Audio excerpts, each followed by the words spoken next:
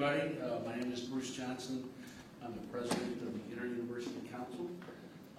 Welcome, Governor. Thank you for being here.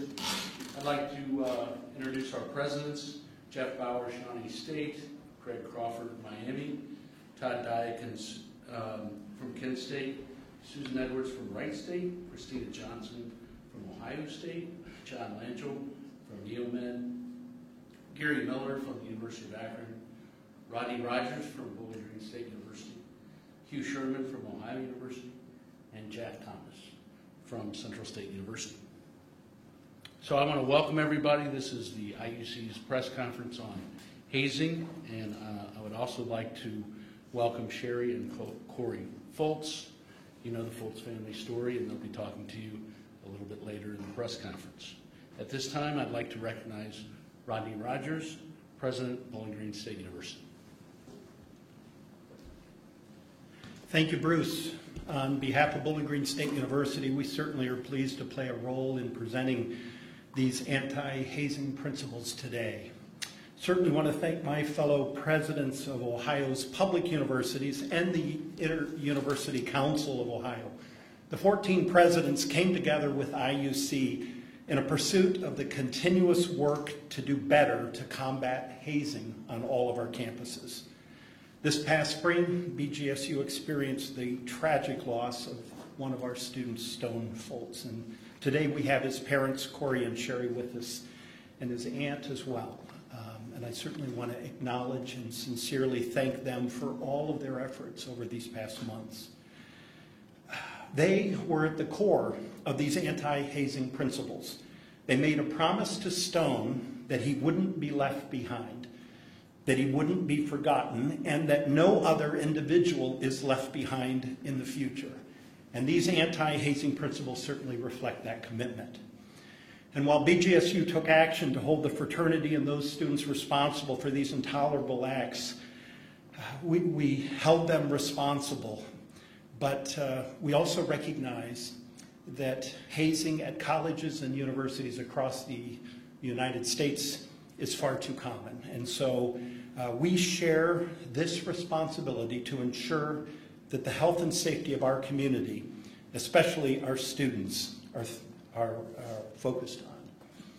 And today is an important next step. We are focusing on a zero-tolerance approach, automatic dismissal of students found responsible of hazing, all the way to increasing our education and transparency with our students, faculty, staff, parents, families, and alumni. Now, we cannot certainly do this alone, and the collaboration with Ohio's universities continues to make such a significant difference. But I also want to make sure we thank Governor Mike DeWine, Senators Gavarone and Coonsey, along with Ohio's legislature for leading and passing Senate Bill 126, Collins Law, named in memory of another tragedy at Ohio University with the death of student Colin Wyant. This state law now expands the definition of hazing and creates a variety of new criminal hazing offenses and imposes more serious penalties. Through today's announcement, including zero-tolerance approach across all of our campus, we will help eradicate hazing. That is our goal, and BGSU remains committed to working with Chancellor Gardner, all of our peers, the Fultz family, and anyone across the state and the nation who shares in this mission. Thank you. Thank you, President Rogers. In June, all 14 public university presidents signed these new principles. And so to explain those new principles, I'll invite our Vice Chair, President Greg Crawford, Miami University. Well, thank you, Bruce, and good afternoon. Today, the Inter-University Council of Presidents stands in solidarity to eradicate hazing from the Ohio Public University campuses. We declare our unwavering support of Senate Bill 126, introduced by Senator Teresa Gavarone and Stephanie Coonsey. Thank you to these sponsors, and thank you to President Matt Huffman, Speaker Bob Cupp, the members of the Ohio General Assembly, Chancellor Randy Gardner, and Governor Mike DeWine for your support of Senate Bill 126. Your compassion, courage, and hard work ensures that our students are safe, healthy, and empowered to live fruitful lives and lead successful careers. And before I describe our support and the zero tolerance principles, I wish to acknowledge the Wyatt and Foltz families. We are grateful for your courage and compassion and efforts, and we will forever hold Colin and Stone in our hearts and thoughts, as well as all those families who have been impacted by the brutal of hazing. Every year, university students across the nation are harmed, injured, and even die due to senseless, cruel, and inhumane acts of hazing. Our IUC anti-hazing principles are designed to eliminate hazing through stiff penalties, robust collaborations, elevated oversight of our organizations, and comprehensive annual reviews. Specifics of our anti-hazing principles include the following: zero tolerance approach that imposes several sanctions against students, organizations, and individuals who engage in hazing. Automatic dismissal of any student convicted of criminal hazing and debarment from attending any Ohio public university in accordance with the state law. Working with law enforcement as a vital partner in combating hazing.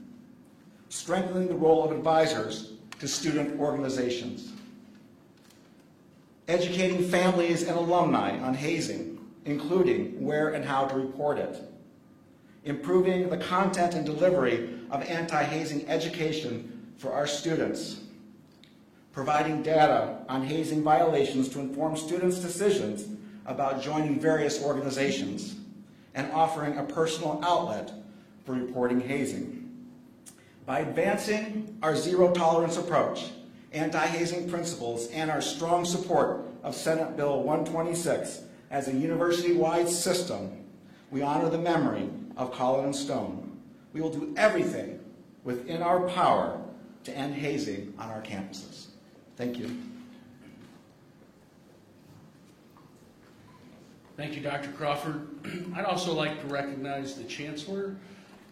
Chancellor has been very active in this effort. He's soon to convene a group to follow up on the recent law that was passed, but we look forward to continuing to work with our Chancellor to try to eradicate hazing in the state of Ohio.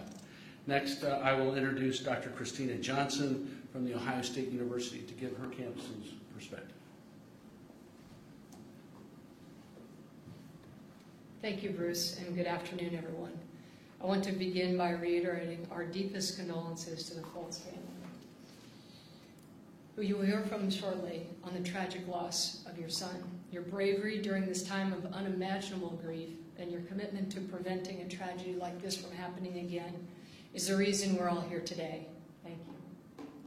I also want to thank the Inter-University Council of Ohio, our state legislature, Governor Mike DeWine, and Chancellor Gardner for their commitment to anti-hazing efforts like those announced today. We remain grateful to Chancellor Gardner for his urgency, and now is the time to set these principles forward. The principles that Ohio's 14 public universities have developed in cooperation with the Foltz family joined Collins Law, signed by the governor earlier this month, as important steps towards eliminating hazing on our campuses. The Ohio State community grieves with the Foltz and Wyatt families and all who have lost a loved one or have been damaged by these criminal acts. We will continue to do everything in our power to eradicate hazing in the state of Ohio and beyond. Our universities exist to educate and develop tomorrow's civic leaders. This is our purpose. As a land-grant university, Ohio State's DNA is rooted in this idea.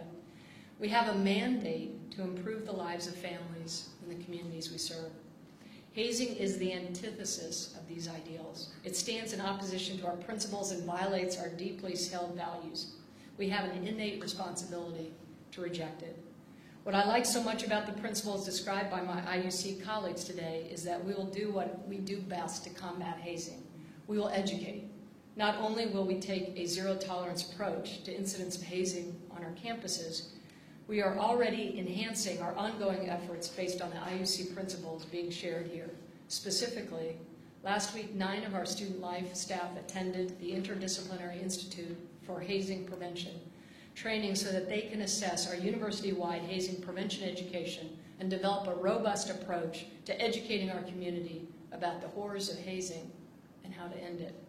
Our partners in hazing prevention include members from our sorority and fraternity life, student athlete engagement, student conduct, our student wellness center, the University Office of Institutional Equity, student activities, the Office of University Compliance and Integrity, and student leaders from across our sororities and fraternities on campus.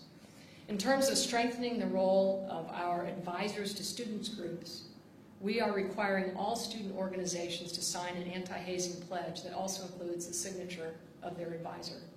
As part of advancing Collins' law, we'll put additional emphasis on hazing education, both in the initial required training curriculum that every advisor goes through and with regular information and training updates.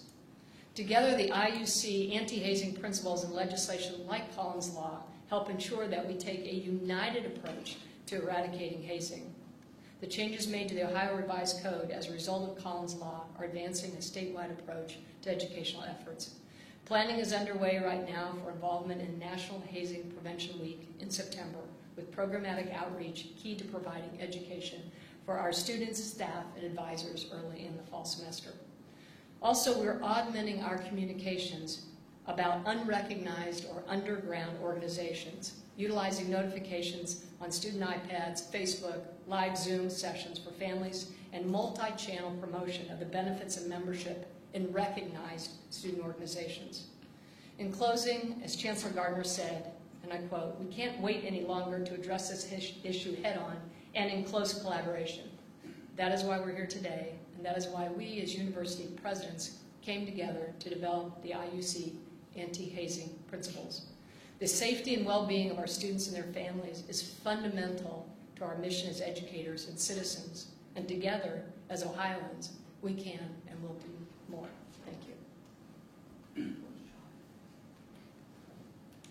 Thank you, Dr. Johnson.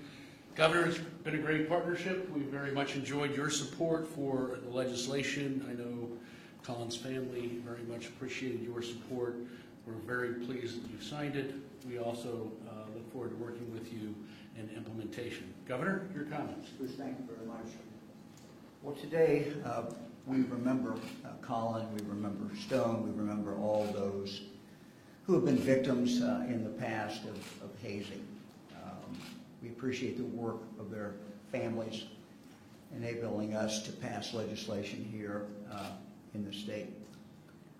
Today we take one more step to drive hazing from the state of Ohio. When I signed this bill, when I signed Collins' bill, I said that this was a major step forward. But not only do we need to change the law, we need to change the culture. And to change culture is tough. But it's something we are going to change in this state. So I want to congratulate 14 universities, presidents, who have really come together to come up with best practices, who have come together to make a statement that this hazing is simply not tolerated in the state of Ohio. I want to also mention that I know many of our private colleges and universities are also working very, very hard in this area as well. So this is something we all ought to be able to agree on. Hazing is just simply not tolerated in the state of Ohio. So again, I just want to congratulate our presidents. It's been my pleasure to work with them for the last several years on a number of different issues. They do an amazing job at their universities. They're the leaders of their universities. So when the president of the university says this will not be tolerated anymore, it means a great deal. I want to thank them for this.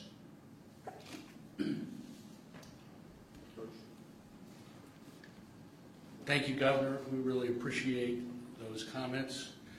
I do want to invite Sherry and Corey Fultz to come forward and give their perspective. Let me just say this idea of zero tolerance started with the Fultz family, and I want to thank them for that. Come forward. Thank you.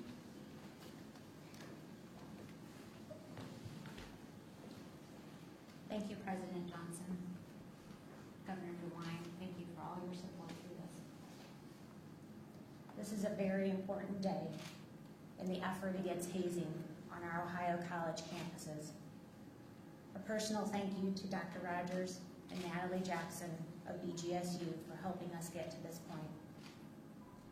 The principles adopted today by the IUC are a combination of a lot of effort on part of many people. We sincerely thank you. However, the work is not done. The principles introduced today are critical.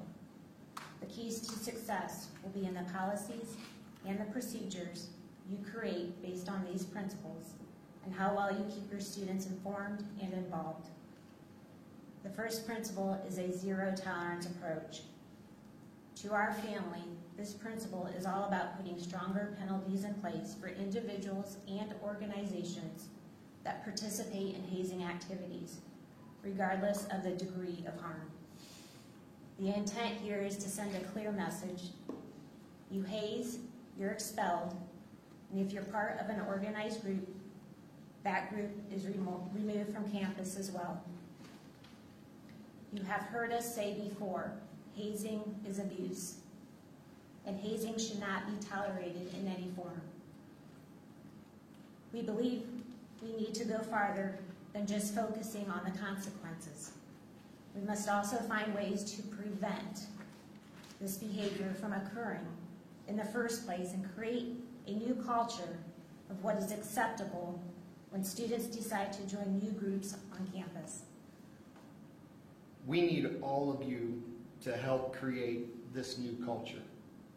You need to bring a heightened awareness among your students to the dangers of hazing and how the lack of looking out for fellow students can end a young life early, maybe even their own.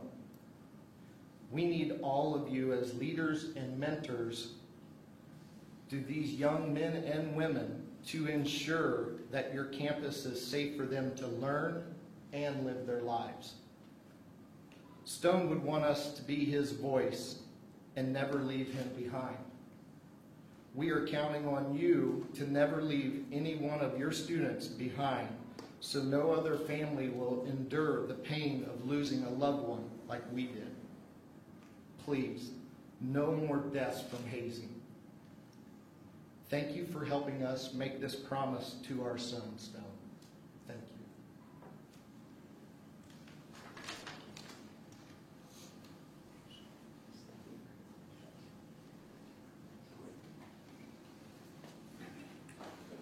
you. Okay, thank you to the Foltz family. We'll take any questions that you might have. You can ask direct your questions to anybody you'd like to. President Crawford, I think you used the word convicted when you were talking about automatic dismissal. Does it take criminal conviction in order for that to happen? Well, currently, right now, what we have. Thank you. Currently, what we have right now is if hazing can be an act of violence. And so when it is an act of violence under the 1219, which we call it, refer to it as, then those students actually can no longer come back to school and they're debarred from coming to other Ohio universities. And so we'll support that as well as we move forward with that if there's going to be a change in any of the Ohio Revised Code as a university president. So there could be a dismissal for less than criminal conviction? I believe so, yes. Yes, yeah.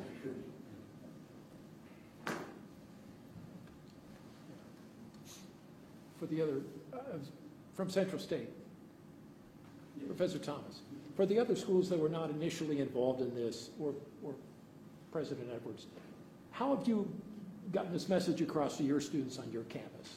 You know, on all of these other campuses, everybody is well aware of that. They've been reading in the papers and watching on TV. But for the other schools?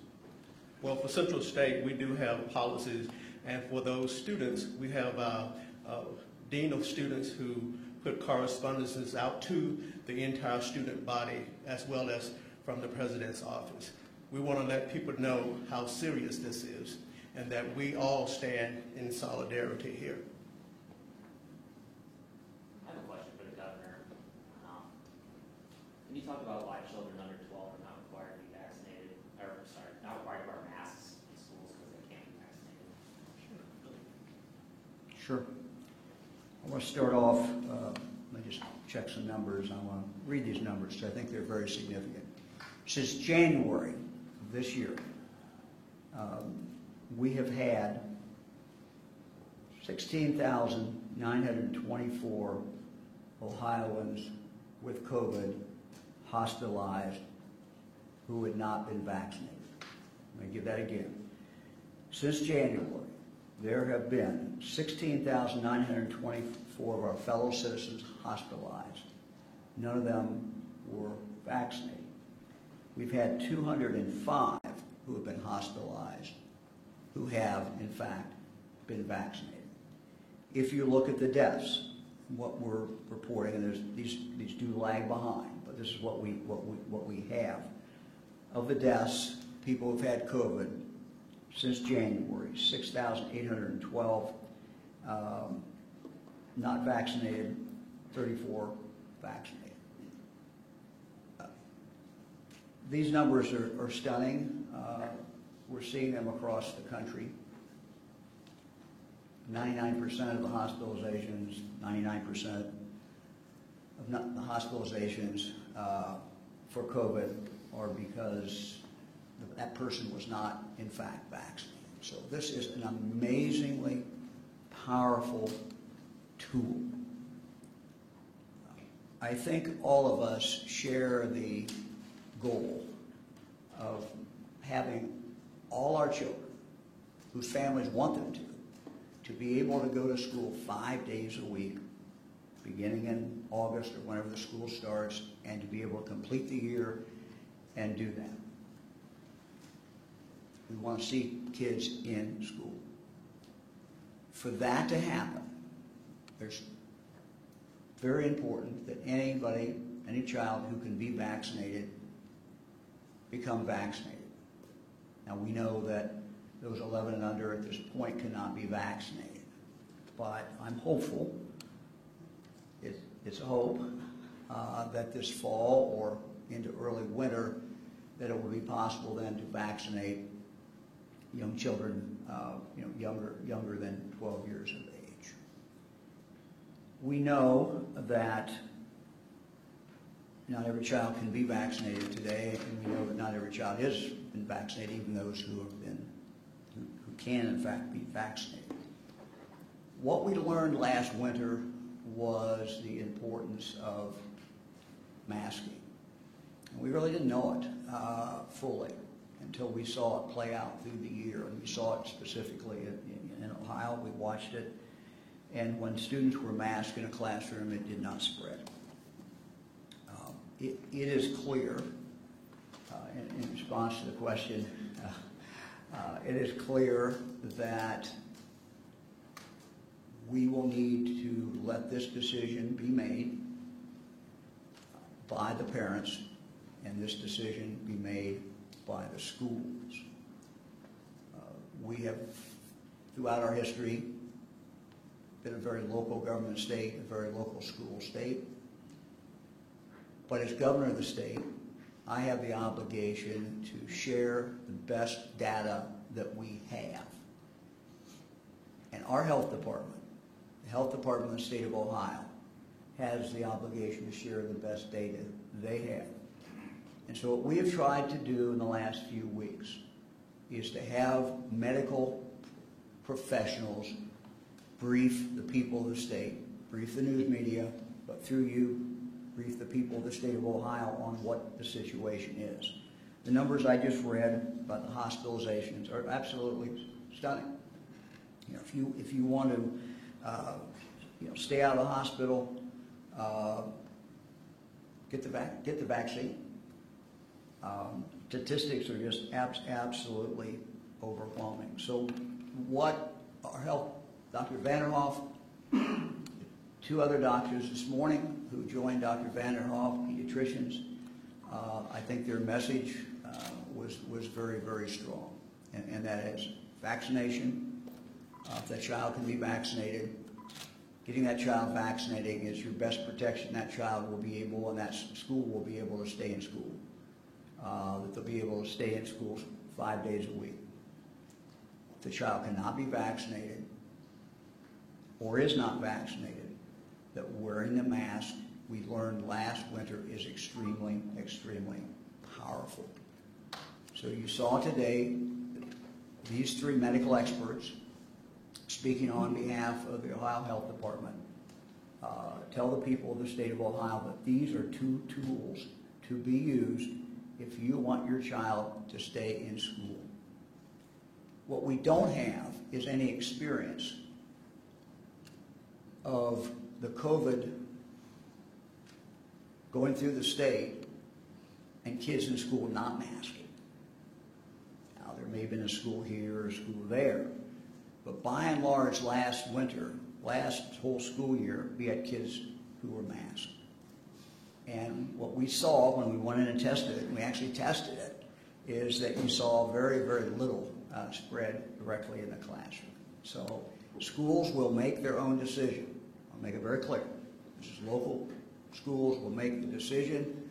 Parents will make the decision whether their individual child is going to wear that mask if the school doesn't elect to do it. But the evidence is just absolutely overwhelming. You know, I desperately want to see our kids in school this year. We do not want to go through a year where they're in and out of school. We do not want to go through a year when many of them are remote. This is how we do it. We do it with vaccinations. We do it with masking. If we do those two things, vaccinations when the child can be vaccinated and masking for everybody who cannot be vaccinated, we will have a decent school year. Kids will be able to stay in school, and it's something I think that all Ohioans ought to be able to agree on that is the goal. How many school outbreaks will it take before they're mandated? 'Cause I mean, I know I'm sorry? schools, how many outbreaks, how many child deaths will it take before they are mandated? Because I know there are schools that are not going to do it unless Yeah. you're required. Look, let me be quite candid. I do not believe I have the ability today to mandate that. Why not? Yeah. I could make a smart comment, but I won't. There's not the appetite in this state today for that kind of a mandate. We did it last year with schools. It worked very, very well. There's not the appetite in the state to do that. I do not effectively have the ability to do that. But what I do have the ability to do, and what our health department has the ability to do, is to tell what the facts are. And let me just give one more fact. The quarantining issue. Quarantining goes back decades and maybe centuries, I suppose. Well predates COVID. And you saw what happened last year. What we found out is that when kids were masked in a classroom, if Sally was even 3 feet away from Billy and Billy had COVID, we didn't see much spread. And so we were able, for those who were wearing masks in a classroom when kids were masked, we were able to say to them, you do not have to quarantine that child. Your son, your daughter does not have to be quarantined. And that was a pulling back from what the CDC said. And that was a pulling back from what's traditional. But we said when everyone was wearing a mask, you could do that.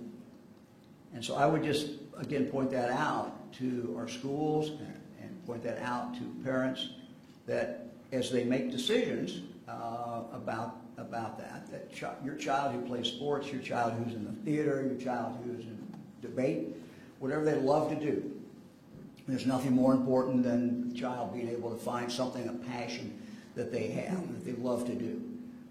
If you want your child to play sports, you know, not being vaccinated and not being masked in school is a recipe for that not happening, or for that to be certainly at least potentially interrupted.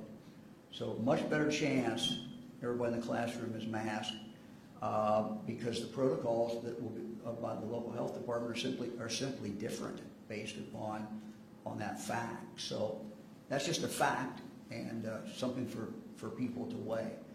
But we're at a point in this pandemic where information is out there. We're going to continue to put information out there. But we're at a point where these decisions must be left to the local community. They must be left to the parents. Governor, was anyone in you or anyone in your administration named by a pseudonym in this deferred prosecution agreement last week? And if so, can you name them? I'm not aware of anyone. Including yourself?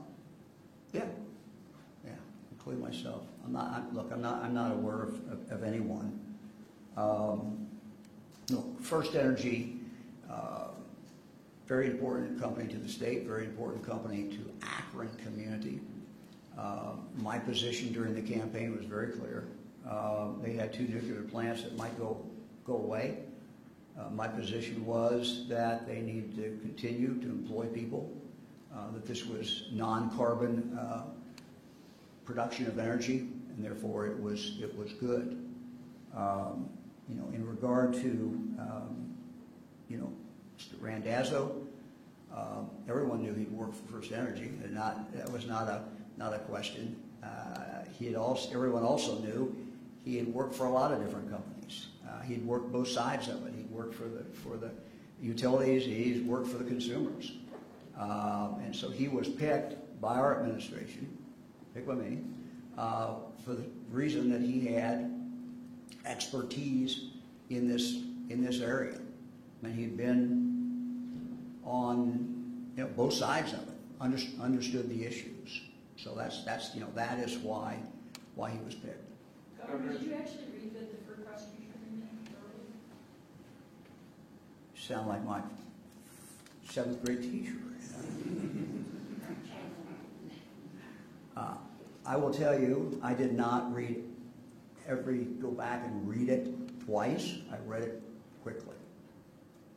So I'm not going to tell you I studied it. I'm not going to tell you I'm an expert. So. Because there's a reference to state official 1 and state official 2 that there's a probability that maybe that's you and maybe that's John Houston.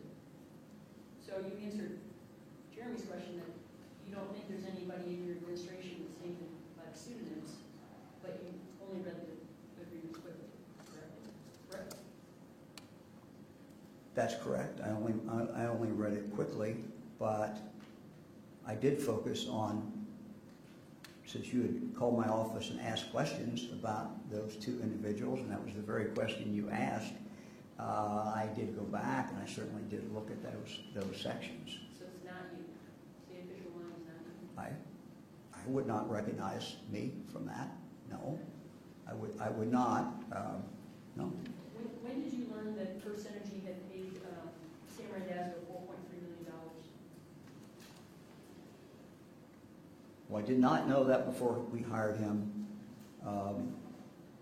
I did not know that until, and I have to check the date, but I think it was around October of 2020.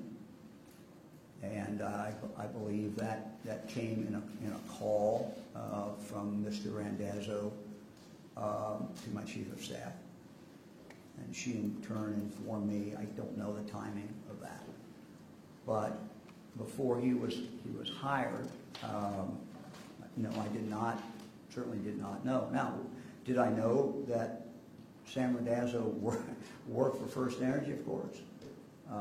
My understanding was that relationship was done with.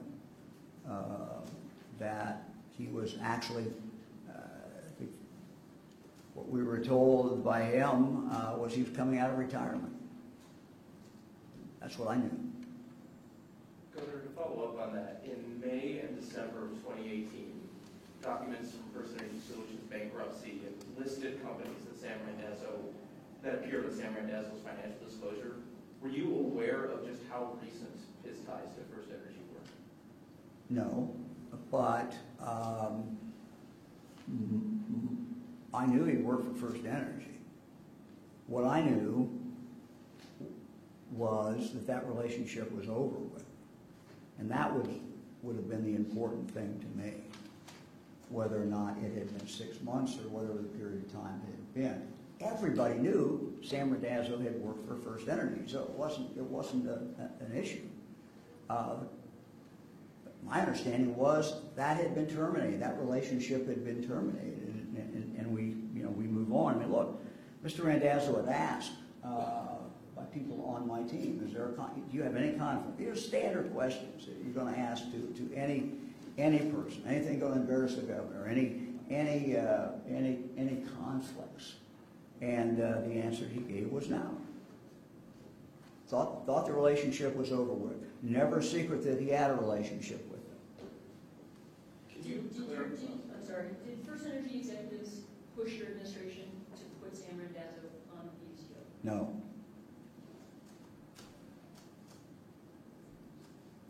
Can you? No, no. Didn't push me, no. Did they push John Houston? I'm not aware of it. Didn't push anybody. Okay. Not aware of that, no. Can you clarify, when you say that everybody knew Sam Randazzo worked for First Energy, in your head, I mean, what time frame are you talking about? What capacity of work are you talking about? When you say everybody, who are you talking about? People like you, I mean, people in the press corps, people around Capitol Square. I mean, Sam Randazzo was not some guy hiding under a bush. I mean, everybody knew Sam Randazzo was here's what they knew. He was a subject matter expert, knows the issue very, very well, and he had worked both sides. He had worked for consumers. He had worked for First Energy. That's what was known. Everybody knew that. I mean, it's not like, look, there were people who were opposed to him, and you know, they were sending around all kinds of information, which we looked at,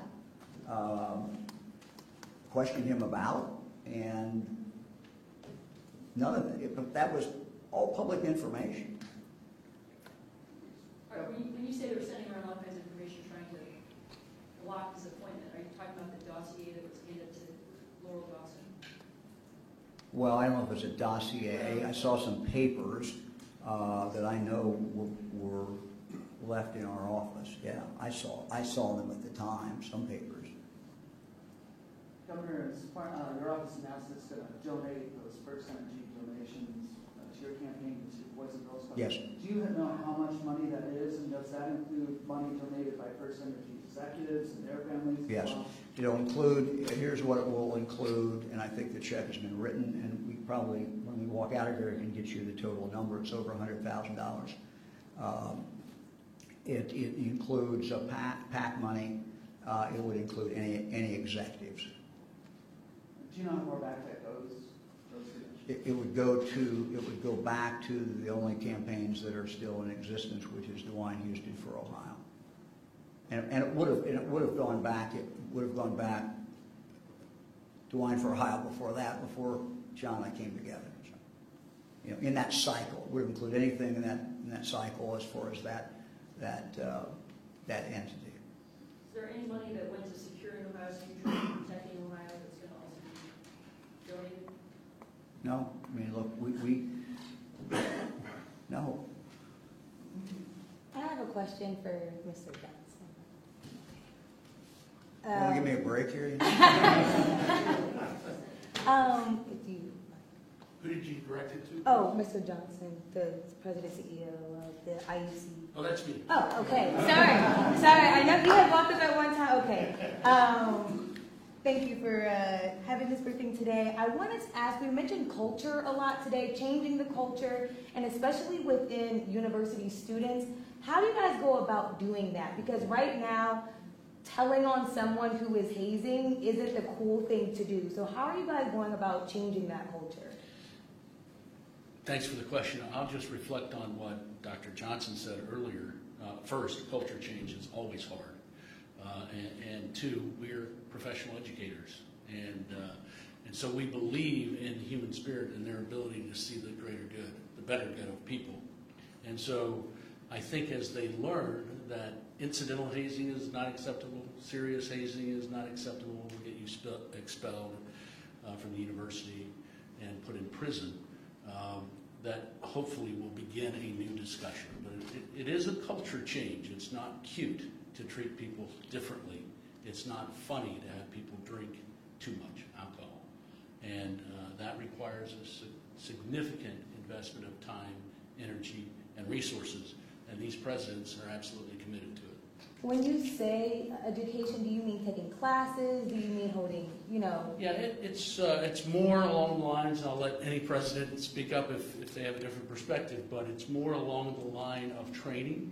We do a lot of training with individualized sessions as opposed to an entire class experience that would be 3 hours a week for 15 weeks or something. In reporting hazing, are there going to be any incentives for kids and students to speak up if they're in a situation like this, to actually let you guys know what's going on? Yeah, we haven't discussed the incentives part of it, and like immunity from charges or I've anything had like discussions with a number of student affairs vice presidents. They're getting very creative about how to bring peer pressure to bear on the hazing issue. I haven't heard them talk specifically about financial incentive or something of that nature. And the principals themselves tell us what makes these permanent or gives them power, what makes these more than just guidelines that we're seeing up in front. One of the principals is asking for a change in state law, and that's principle number 2. But the rest of them are these university presidents coming together with an absolute commitment to see a difference be made. And so they're standing here as a united group and talking very seriously about making a culture change on university campuses. Could we see these being put into university charters or codes to make these more permanent? Yes, under the law, every university will have a new policy, and the chancellor is charged with providing guidance and standards, and so we will be working with his office to make sure that those ideas are implemented on our campuses. Question for Dr. Johnson. You're dealing with such a large university. How do you go about changing the culture when you're dealing with that many students and that many off-campus students? And then also, we talk about these 2 high-profile cases. Neither were at Ohio State, but you have to imagine that this is happening on your campus as well. Do you worry that the next case could be an Ohio State student? So a couple things. Thank you very much for the question. My background is both in the academy and also in industry. And so when I ran a hydropower company, if you don't put safety first, people get injured. And I think we all have learned what's happened over the last year with COVID and what we can do to educate around keeping yourselves. And we had a Buckeyes Together. We are going to expand and say that together as Buckeyes towards safety for the entire campus, including hazing. So that's the first thing. Second thing is, last year with COVID, we issued 57 emails. We had town hall meetings every month that drew thousands of people. So I think the things that we learned from that, we will apply, and got a great team and a fabulous senior vice president for student life, and Melissa Shiver. So we'll be working very closely together to take all those learnings and apply them towards anti-hazing. Thank you. I have some follow-ups again to the governor on First Energy. We got time for one last question due to time. Okay, I just want to clarify, you said in October of 2020, Sam Randazzo told Lowell Dawson about... Yeah, and I told you I wasn't sure of the exact date. Okay, It's a period of time. I know that the FE disclosed to the Securities and Exchange Commission in November about a payment made. So I'm wondering, did Laurel tell you that?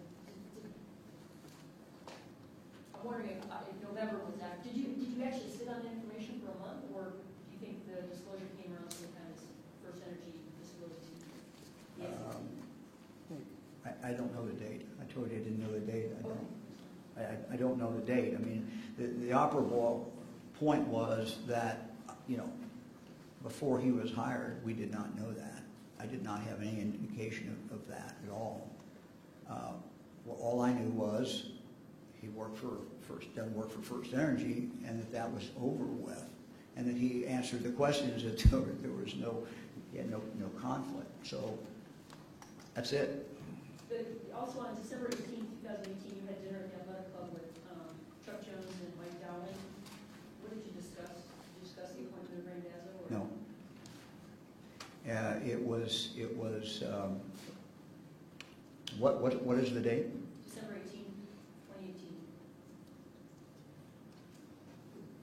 2018. I would have to go back and look at the calendar, but I don't have a specific recollection. If you say that we met on that date, I'm sure we did, but look, this is a major employer in the state of Ohio. You know, I have meetings with people who are CEOs all the time.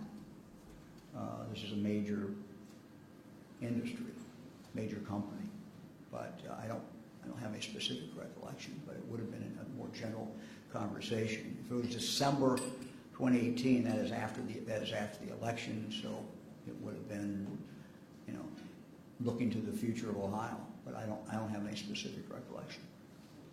Governor, in 2019, under Sam Randazzo's PUCO, the PUCO waived a requirement that First Energy conduct a rate review. Did it set out any red flags if you knew that Sam Randazzo had a financial relationship at least some point in the past with First Energy, that he is now conducting an administrative decision of great benefit to First Energy, this company that he had a relationship with?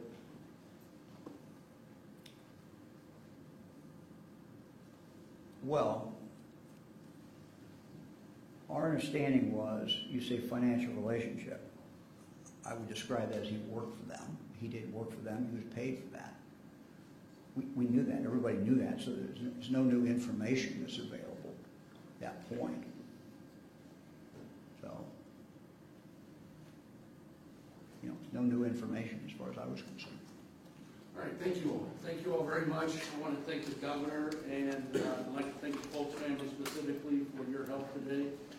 And that'll conclude our press conference. Thank you. Yeah, we have all.